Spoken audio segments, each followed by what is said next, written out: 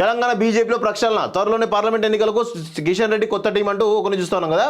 Parliament ఎన్నికల ముందు తెలంగాణ కాషాయ సైన్యంలో సంస్థాగత ప్రక్షాళన పర్వానికి రంగం సిద్ధమైందట. ఇక అంతా కిషన్ రెడ్డి మార్క్ కనిపించింది. న్యూ ఇయర్లో నయా టీం రాబోతుంది. పనిచేయని వారిపై మీద వేటు వేయడానికి అంత సిద్ధమైంది. కొత్త ఏడాది కొత్త వారంలోనే ఈ మార్పులు కనిపించబోతున్నాయి. కొత్త నాయకులకు కొత్త టార్గెట్ ఇవ్వబోతున్నారు. తెలంగాణలో 15 జిల్లాలకు కొత్త అధ్యక్షులు మార్చడం దాదాపు ఖాయమైంది. 15 జిల్లాలకు కొత్త కెప్టెన్లు వస్తున్నారు. ఈ మార్పులకు 2 ప్రాతిపదికలు ఉన్నాయి. ఒకటి, ఆరోపణలు వచ్చిన వారిని, సరిగా పనిచేయని వారిని పక్కన పెట్టడం. రెండోది, దీర్ఘకాలంగా అధ్యక్షులు కొనసాగుతున్న వారికి ఆ పదవి నుంచి ఉద్వాసన పలకడం గ్యారంటీ అంటున్నారు. రాష్ట్ర పదాధికారులను మార్పులు చేర్పులు చేయబోతున్నారు. ఈ మార్పుల కోసం జాబితాను తెలంగాణ బీజేపీ అధ్యక్షుడు కసరత్తు చేస్తున్నారు. మొన్న అమిత్ షా టూర్ తర్వాత ఈ ప్రక్రియ జోరందుకుంది. పార్లమెంట్ ఎన్నికల్లో 10 సీట్లు సాధించాలని అమిత్ షా ఈ తెలంగాణ లక్ష్యం నిర్దేశించారు. ఈ టార్గెట్ను చేరుకోవాలంటే కొత్త టీం కావాలి. అందుకే కిషన్ రెడ్డి కసరత్తు చేశారు.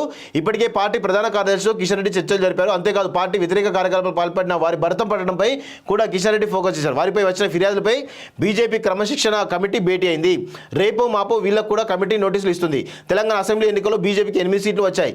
ఈ జోషు పార్లమెంట్ ఎన్నికల్లో కంటిన్యూ కావాలంటే మార్పులు తప్పనిసరి అని కిషన్ రెడ్డి భావించారు. లోక్సభలో 400 సీట్లు టార్గెట్ పెట్టుకున్న బీజేపీ హైకమాండ్ ఇందుకు గ్రీన్ సిగ్నల్ కూడా ఇచ్చిందని అంటున్నారు. మొత్తం మీద 15 జిల్లాలకు కొత్త అధ్యక్షులు వస్తున్నారు. వీరితో పాటు పదాధికారులు కూడా కొత్త వారికి చోటు లభిస్తుంది. ఈ మార్పులతో బీజేపీకి బలం వస్తుందని అంచనా వేస్తున్నారట. వాస్తవంగా తెలంగాణ బీజేపీలో ప్రక్షాళన జరగాల్సిన అవసరం ఉంది. వాస్తవం కూడా జరగాలి.